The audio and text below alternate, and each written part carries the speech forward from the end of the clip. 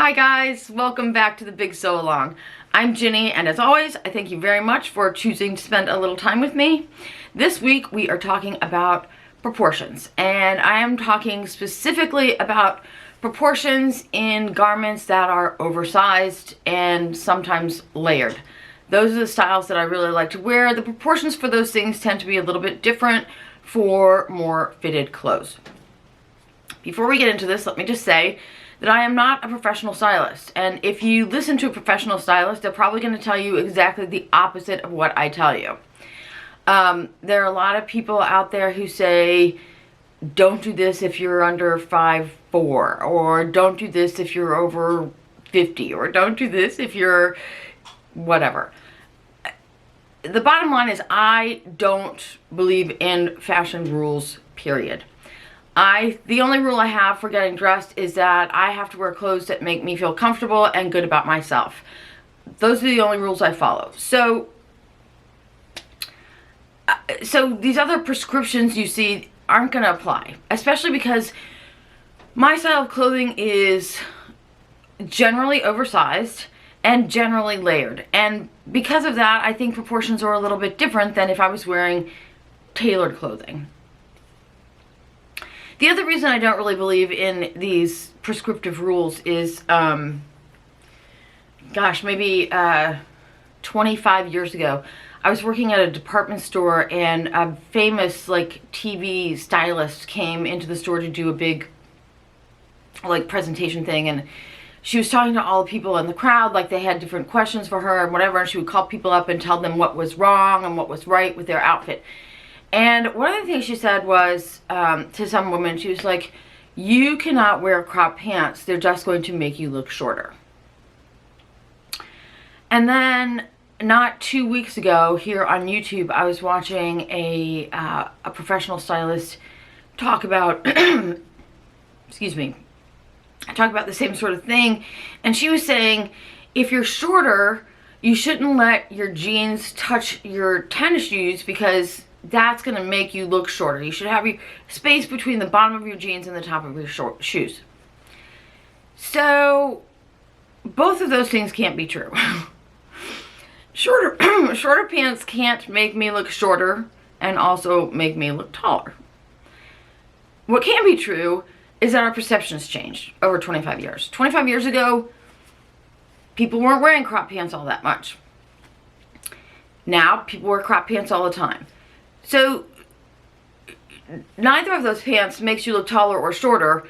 Our eyes have just adjusted to seeing them. And that happens when things become trendy or whatever.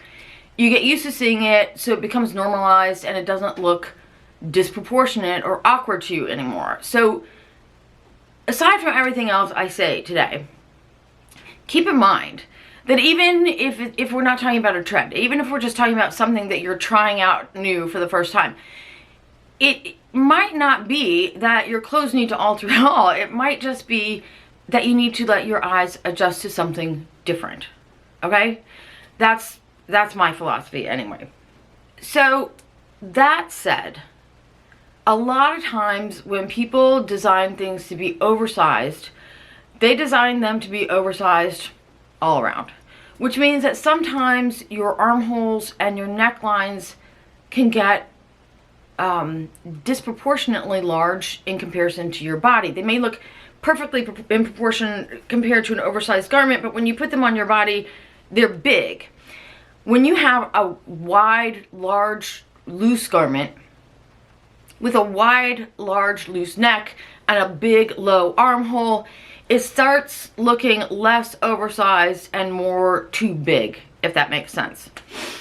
Additionally, those things contribute to a garment being uncomfortable, at least for me, because I know if my neckline is too big, I'm constantly worrying about my bra strap showing or my garment is shifting all over the place. If the armhole is too big and your fabric comes, the fabric of your sleeve comes down here, all the way to your bust point, then I start feeling like I have wings instead of sleeves. It also makes the whole garment move differently. So the entire garment moves every time I move my arm, and that for me is not comfortable. So If you're talking about oversized garments, any garments really, but in particular, we're talking about oversized garments. Carol asked me a couple weeks ago if she should size down in garments that are oversized. And the easy answer to that would be yes. However, there may be reasons when you wouldn't want to do that. So if the body fits you fine, you like the ease, but the armholes and neckline are just too big, then you don't need to size down. You just need to change those two things, or one of those things. On the other hand, if the entire garment is too big and you size down, then you just need to be sure that the armholes haven't also sized down too much, so that now you're going to have a loose garment with a sleeve that's too tight. That makes sense, right? Okay, so the bottom line on this point is start at the top. Start with the neck and start with the armhole, and move on from there. Because once you get the neckline and the armhole correct, the rest of it is actually pretty easy. Your garments hang from here, so if this part fits the way you want it to, the rest is easy to fix. The other thing is your neckline and your armholes are close to your face, so that is really what people are going to see first and foremost. So you want those proportions to kind of be right. Okay, so how do you do that? I have a little clip here on how I measure my necklines and armholes. Okay, so this is my Givens Zelda slip dress, and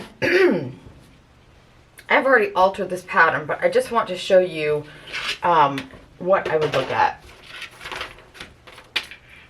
For my armholes, I really don't want a sleeveless armhole to be bigger than 8 inches, because then it droops too low and shows my bra and stuff. If it is a sleeve, a garment with a sleeve, it can be 9 inches, but it would not be 10 inches. That makes it too big for me. So this one, this right here, this black mark right here is my seam allowance at the top.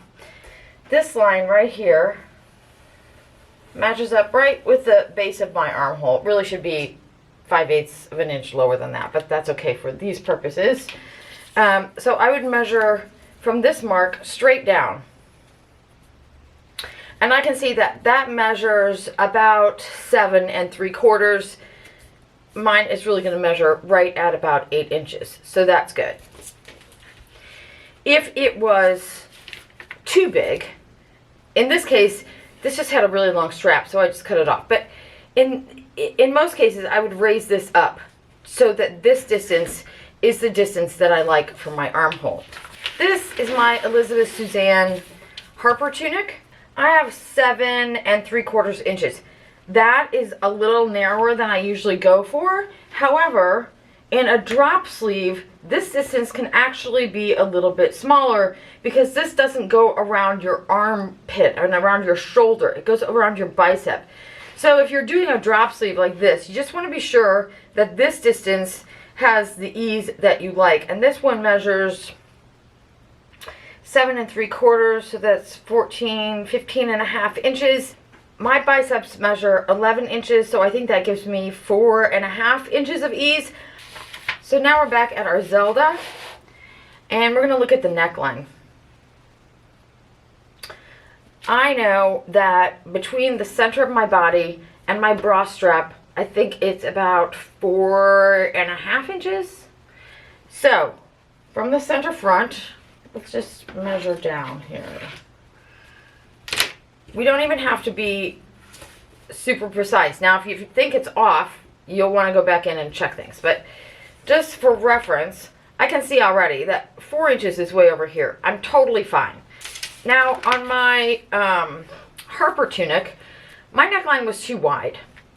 And that is because I took off 1/2 inch here. So we're going to add that 1/2 inch on.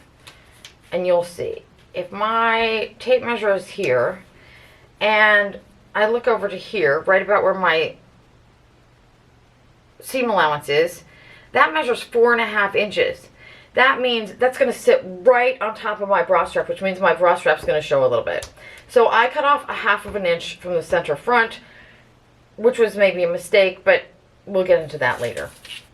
Okay, so I'm sorry. I was a little convoluted when I was making that. But I'm sure you guys get the point. If you don't already know what kind of a measurement you like in an armhole or a neckline, necklines are easy. You measure from the center front essentially to your bra strap. You don't want your bra strap to be showing, so it needs to be at least, you need to be covered at least that much, right? There to there. Unless you're doing something, you know, totally dramatic, like an off-the-shoulder thing or whatever, but that's a whole different issue. Okay, for your armholes, if you don't already know how far down you want your armhole to come, measure a garment that you already have. If you have a garment that, if you don't have one that fits you exactly the way you want it to, measure one that doesn't fit you. This one is too big, measure it, and then you know, well, 9 inches is too big, let's try 8 inches, and move from there. Same thing with your necklines. Unfortunately, a lot of all of this is personal preference. Actually, all of this is not a lot of it. All of it is personal preference. A lot of it is also trial and error. And I know that's really frustrating, but that's just the way it is. You know, life is an experiment. So you just gotta keep trying different things. Okay, now that we have our necklines and our armholes sorted out, let's move on to lengths. It is easier to adjust a pattern for length first and then for width, and you'll see why in a little bit. But so when we're talking about it, we're going to start talking about lengths. Okay. There's a principle in art and design, and you'll notice that I didn't say a rule. It's a principle called the rule of 3, which means that the human eye, boiled down, I mean, there's like, you could take college classes on this thing. I mean, it's a big topic and people have all different kinds of opinions about it. Boiled down, and for my purposes, what it means is that the human eye responds to things that are broken up into 3 sections, usually a forefront, a mid-front, a foreground, mid-ground, background, that kind of thing. When you're talking about clothing, especially because I like to layer things, I like to think of it as a top, a middle, and a bottom. Okay, so here is a picture of my my croquis, and this is essentially what my figure looks like. And then this is what it looks like when it's broken into thirds. And you can see here that when I break it into thirds, I'm not breaking my entire body. I'm breaking down the part of my body that's covered by clothing. So for me, that's going to obviously start at the shoulders, and it's going to end at my ankles. Now, if you wear longer pants, it'll be different. But I wear my pants short, so even though that does or doesn't make my legs look longer, I don't know. Okay. This can also be interpreted as something like this, where you have 2/3 on the top and 1/3 on the bottom, or vice versa, where you would have 2/3 on the bottom and 1/3 on the top. I am not, I am by no means strict about this. If you guys have watched any of my other videos, you will know that I'm not very strict about this, but I do keep it in mind. And the thing for me that I'm really trying to avoid is this, which is cutting myself in half. And the only reason that I try to avoid that isn't because it's wrong. It's not because it looks terrible. I avoid that because if I'm wearing a top that hits me midway through my body and a bottom that goes the rest of the way down, I feel blocky and square. It's also why I don't wear a lot of stiff fabrics. They stand away from my body and they make me feel more blocky and square. Okay, so I'm going to show you a couple of examples here, if I can find them. Here's a picture of me in the same outfit. In one of these pictures, and I don't know which one it's going to be because I have a hard time with that. One of these pictures you'll see me, I'm wearing the exact same pants and top in both of these. One of them I have a big red sweater on that hits me, the hem of that sweater hits me really at the midpoint of my body. The shorter red sweater hits me closer to my waistline. Is it a third? No, not really. But it's above that halfway point. The other issue that this pattern with the bigger sweater has is you can see the volume, the width of that bigger sweater is the same or almost the same as the width of the piece I have underneath it. So that is to me, that feels like too much fabric all around. So that just feels overwhelming to me. In the picture with the shorter sweater, it's not just that it's a little bit shorter, it's also narrower. So it's not as wide as the tunic I have on underneath it. It's still an oversized sweater. It's just pared down a little bit. Okay, so another example is these two things. Here's a picture of me in the same pants, same shoes, everything. One of these shirts hits me right at the midpoint, and the other one hits me about mid-thigh. Again, many stylists would disagree with me on this point.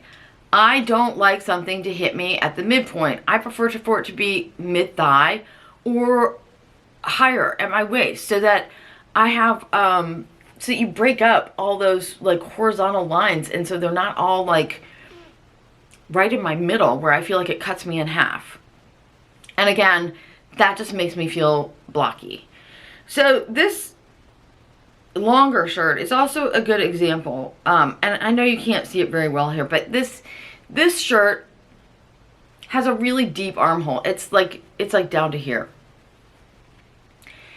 The other reason that I don't like an armhole that's that big, aside from the fact that it's uncomfortable and I can't get a sweater over it if I need to, is that throws off the proportions of my body, because that means it looks like my shoulders start here and my arms and here, and then where is the rest of the room for my body? It's completely truncated.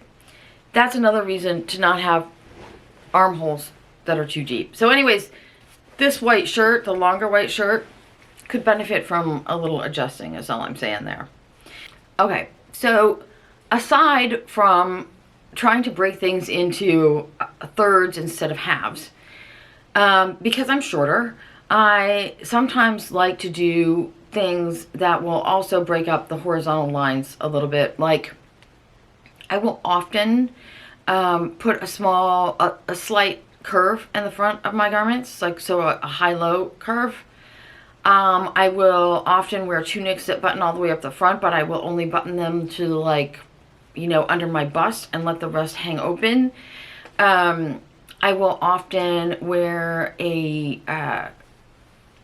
smaller fitted sweater over a garment that's much looser and bigger to sort of pull everything in. All those things just sort of break up the lines that you have going on in your body, in your clothing, right? Okay, so now let's talk about width. For me, I know that I like between 8 to 10 inches of ease in my bust. I like 10 to 12 inches of ease in my hips. So if I'm making a garment that's quite straight, something like the Harper tunic from Elizabeth Suzanne, that's pretty straight up and down, I would use my hip measurements and allow for 10 to 12 inches of ease in the hips, and I would probably just leave the rest of it alone. If I'm making something like the Givens Zelda slip, I'm going to go with my bust measurement and make sure that I have 8 to 10 inches of ease in my bust, and then I would probably leave the rest of it alone. And I have a quick example of how I would do that right here. So in something like this, with a drop shoulder like this, I know that I already need to narrow my neckline a little bit, so I slice a 1/2 inch off the center front and a 1/2 inch off the center back. I really shouldn't have done that, because that made my neckline 2 inches narrower when it really just needed to be 1 inch. So the way you should do this, and also especially if you're not altering the neckline, you're just going to slice it right up the center, like anywhere, just like that, and use that as your line to remove some of this extra ease. Just remember, in a pattern that is more straight up and down like this, you want your ease to be comfortable in your widest part. So if your bust is wider, is larger than your hip, go with your bust ease. If your hip is larger than your bust, then go with your hip ease. Now, for something like this, for the Zelda, I'm hoping you guys can see this whole pattern. Okay, for the Zelda, if I'm going to shorten this pattern, and I would, say I shorten it, let me flip it this way so you can see. This is just, we're just going to pretend that this is our hemline. So, just ignore this line here. If I measure along this line right here,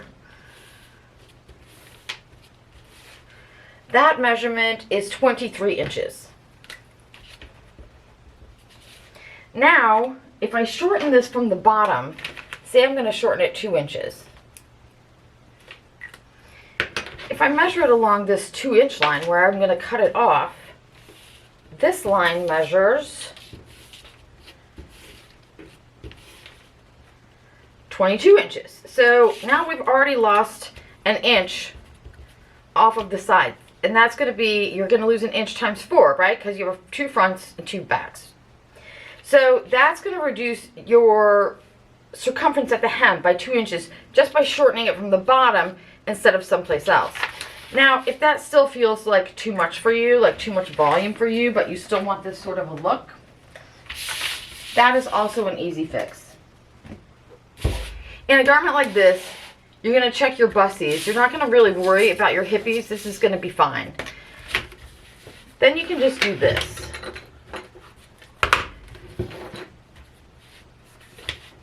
I'm not being very precise, but you should be when you're doing this. You would just take a ruler and measure a straight line down from your armpit. Now we can cut this up all the way up. Like that. Not off, but up. And now we can just move this over. Move it over an inch.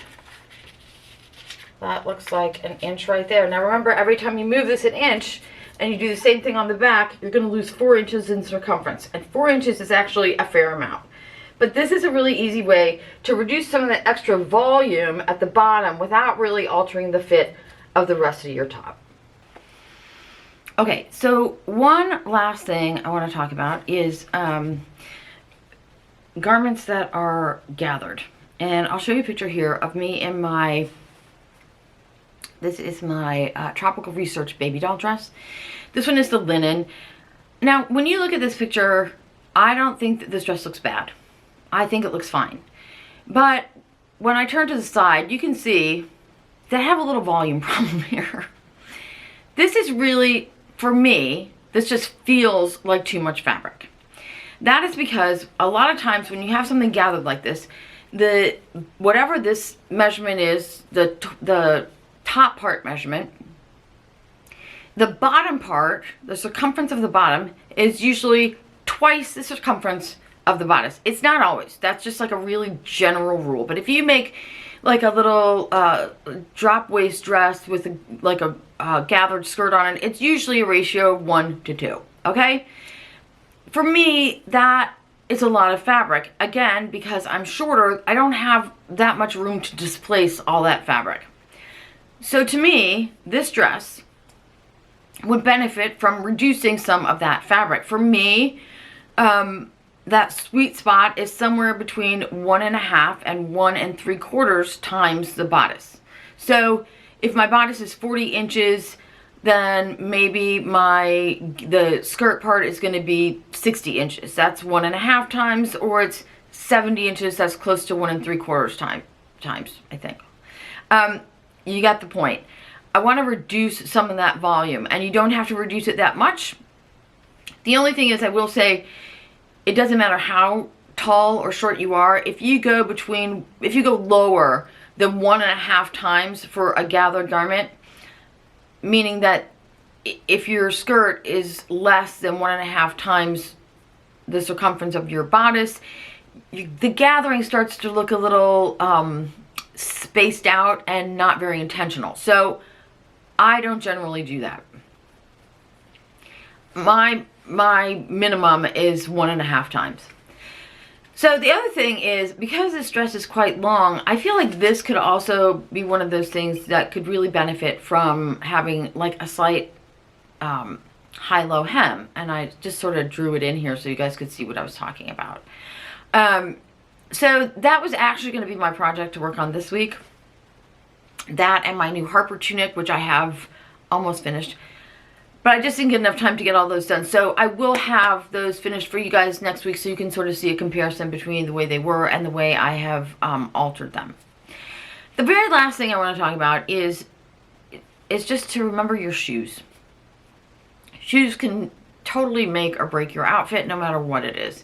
For me, I generally wear bigger, chunkier tops. Even if I'm wearing like a narrower leg pant, it's never going to be like, well, it's rarely going to be a skinny pant.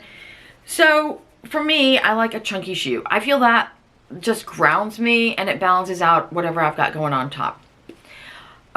Especially because I often do something like this where I have like jewelry or a scarf or something that adds bulk to my top, and I don't want to look like a pencil where like I'm the same all the way down and then like a teeny tiny point at the bottom. So smaller shoes feel unbalanced to me. On the other hand, just because you're wearing oversized clothes doesn't mean you have to wear big chunky shoes. If your clothes are oversized but they're very light and flowy and airy, you can easily wear a flat or a strappy sandal or a little ballet flat or whatever. You just need to think about it in terms of how it balances with your outfit. Do you need something to ground the outfit down, or do you need something to make the outfit more cohesive? So that's just something else to keep in mind. And besides, like, who doesn't like thinking about shoes whenever they can?